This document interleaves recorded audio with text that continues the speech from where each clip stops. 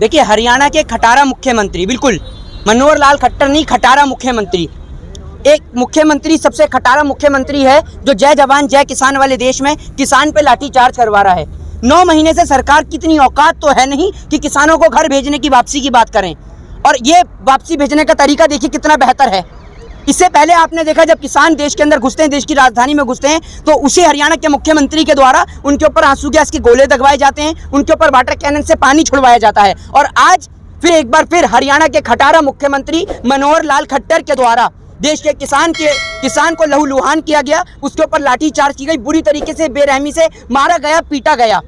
क्या लोगों का पेट भरना इस देश के अंदर अपराध है? क्या पेट भरने वाला इस देश के अंदर मुजरिम है? वो आतंकवादी है, वो टेररिस्ट है, देशद्रोही है। आर्टिकल 19 के तहत देश के सुप्रीम कोर्ट को इस बात का जवाब देना होगा कि क्यों देश के किसान के ऊपर लाठीचार्ज की गई। क्या वो किसान आतंकवादी था? क्या वो किसान इस भारत देश का नागरिक नहीं था? आप देश के मुल्क के नागरिकों पर इस तरीके से आप कहते हैं चलिए किसान नहीं था, मुल्क का नागरिक तो था। मुल्क का नागरिक अगर अपनी आवाज को उठाने के लिए सड़क पे बैठेगा तो क्या देश की सरकार उन्हें लाठियों डंडों से पिटवाएगी? है 50-50, 80-80 साल के बुजुर्गों के ऊपर लाठियों डंडे मारे जाएंगे और आप समझते हैं कि देश के अंदर लोग चुप रहेंगे? कोई देश के मुख्यमंत्री के खिलाफ बोल दे, राज्य के मुख्यमंत्री के खिलाफ बोल दे तो उसको उठा के जेल में बंद कर दिया जा रहा है। आप डेमोक्रेसी में रहते हैं या फिर कहाँ रह रहे हैं आप? लगता है आप कोई डेमोक्रेटिक कंट्री है? सबसे पहली बात तो ये है कि ये जो अधिकारी हैं, मैं आपको बता दूं, ये अधिकारी कोई अपनी मर्जी से बयान नहीं देते। इन अधिकारियों को ऊपर से ऑर्डर्स आते हैं और देश के नेताओं को इस बात का जवाब देना होगा कि जिस कुर्सी पे वो बैठे हैं, जिस जय जवान जय किसान वाले देश में, जिस लाल बहादुर शास्त्री के देश में, जिस भगत सिंह, राजगुरु और सुखदेव के देश में देश के किसान को बेरहमी से मारा गया, क्या आज देश के अंदर देश का लोकतंत्र खतरे में नहीं है? बताइए। एक और अगर ये महाराष्ट्र के अंदर होता है या कहीं और होता है तो कहते हैं लोकतंत्र खतरे में आ गया। पेट्रोल के दाम पूछ लो तो कहते हैं अफगानिस्तान चले जाओ। आज किसान को मारा गया, पीटा गया। बताइए, पिटवाने वाले नेता क्या हिंदुस्तान के हो सकते हैं? ये सबसे बड़े देश के गद्दार, देश के जयचंद नेता हैं जो किसानों पे लाठीचार्ज करवा रहे हैं। किसानों को मारा जा रहा है, पीटा जा रहा है और लोग चुप बैठ के देख रहे हैं, तमाशा देख रहे हैं। 9 महीने से सरकार की औकात नहीं है।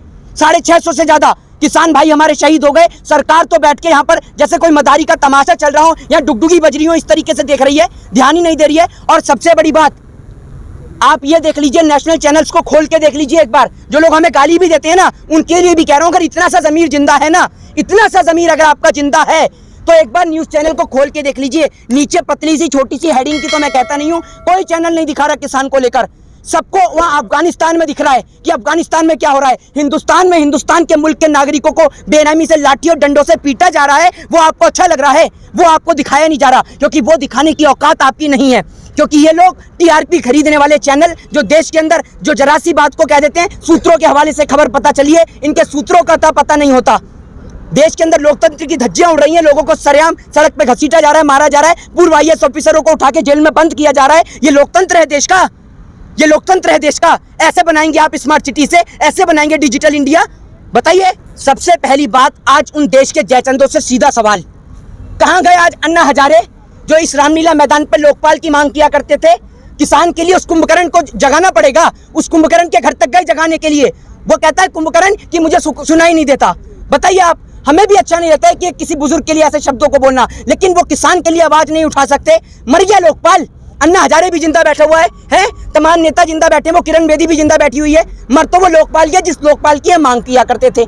बताइए, आज किसान को लेकर बोलने के लिए सनी देओल कहाँ गए? बताइए ना। हेमा मालिनी कहाँ गई?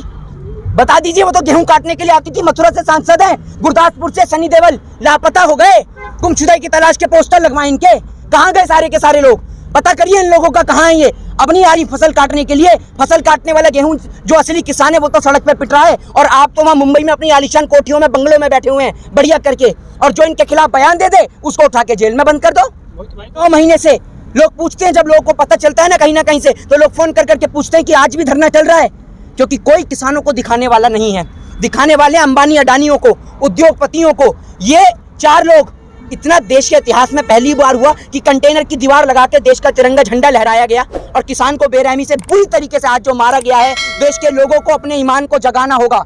देश के लोगों से निवेदन है कि लाठी और डंडे से नहीं, कानून के जरिए, संविधान के जरिए, अगर आप लिखना जानते हैं तो लिखने के जरिए, बोलना जानते हैं तो बोलने के जरिए देश के किसान को सहयोग करें, समर्थन दें। क्योंकि अगर किसान ऐसी सड़कों पे लाठी डंडे खाते हुए मर गया ना, तो ध्यान रखिएगा कि आप वो दिन दोबारा आएगा इस देश के अंदर, जो वो अमेरिका से सड़ा हुआ गेहूं इस देश में आता था ना, ये सरकार आपको दोबारा से वही दिन दिखा देंगी, वो सड़ा हुआ गेहूं आपको दोबारा से दिला देंगी। इसलिए आज आप काला कपड़ा पहन के आए? बिल्कुल, काले कपड़ा पहन के हम विरोध करते हैं इस सरकार का और इन सरकार के तीनों काले कृषि कानून का। आप एक बात मुझे बताइए कि सरकार कह रही है एक और किसान को लेकर, अभी कुछ दिनों पहले आपने देखा सुप्रीम कोर्ट से किसान को लेकर क्या बयान आया है, आप सभी ने देखा वो जजमेंट जो सामने आया है।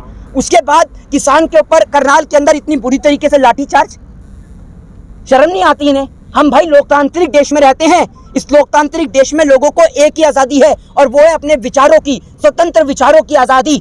इस देश के अंदर महिलाओं के साथ बलात्कार करने वाले क्या कुलदीप सिंह सेंगर को इस देश के कानून ने, इस देश की न्यायपालिका ने सड़क पे घसीट के लाठी और डंडे से मारा? क्या इस देश के कॉन्स्टिट्यूशन ने आसाराम, राम रहीम, चिरमैनन जैसे लोगों को सड़क पे घसीट के मारा?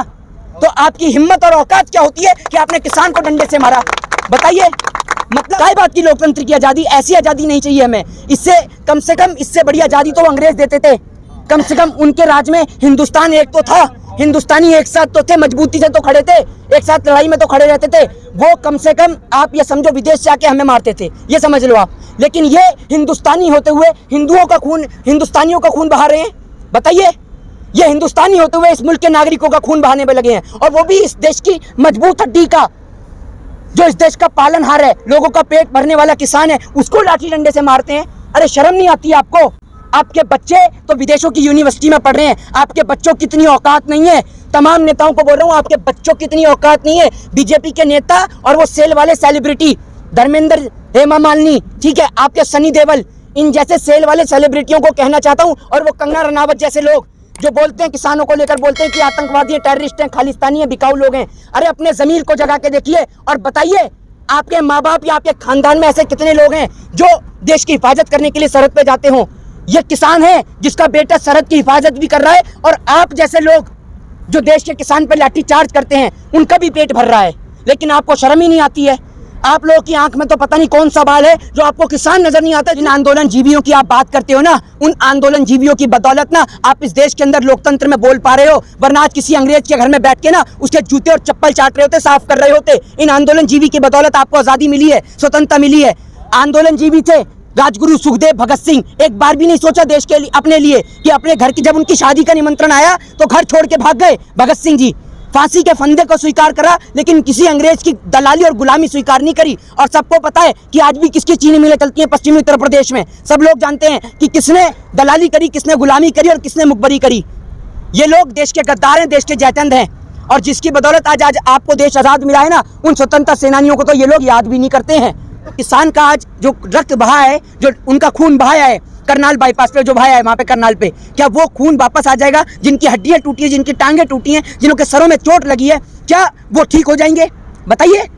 सरकार अपनी जिम्मेदारी का ठीकरा अधिकारियों पे फोड़ देती है, लेकिन असल में जिम्मेदार तो सरकार है, इस देश के नेता हैं जो चला रहे हैं, जिनको ये नहीं पता कि देश में राज्य कितने, स्टेट कितनी है, जिनको ये नहीं पता कि देश के अंदर की जनसंख्या कितनी है, आबादी कितनी है। वो नेता लोग जो आ जाते हैं, जिनकी डिग्रियों का आता पता नहीं है, वो देश चला रहे हैं आज हमारा। ये अधिकारी नेताओं के आगे इतने मजबूत क्यों हो जाते हैं कि वो कानून तोड़ने से भी बाज नहीं आते? अधिकारियों के हाथ इतने मजबूत करता कौन है? बताइए। आप देख लीजिए, अगर आज के टाइम में 90% करप्शन हो रहा है, 90% करप्शन हो रहा है किसी भी ऑफिसर्स की पोस्ट पे ले लीजिए आप, ये देखिए लिटरल एंट्री शुरू कर दी है इन्होंने, तो डायरेक्ट लिटरल एंट्री शुरू कर दी पिछले गेट से इन्होंने लोगों के हर चीज़ के अंदर। एक नेता का बच्चे का नाम गिनाइए, इतने सारे लोग हैं आप, तीन 6 लोग हैं आप, ठीक है, 6 लोग हैं, एक नेता का नाम गिना दीजिए जिसका बेटा सरहद की हिफाजत करना जान रहा हूँ। हम भी जानना चाहते हैं, ये बुजुर्ग लोग खड़े हैं, बूढ़े किसान खड़े हैं, ये भी जानना चाहते हैं, ये भी जानना चाहते हैं क्या इन्होंने देश का ठेका ले रखा है?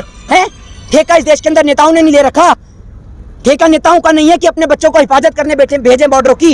ये उन्हों का ठेका सिर्फ यही है कि बैठ के तनख्वाह खाओ, आलीशान कोठियों में बैठो, मखमली कंबल और बिस्तरों में जाके सो, यही ठेका है उनका। किसान के लिए सोचिए। आप लोग ही बनाते हैं ना? कौन?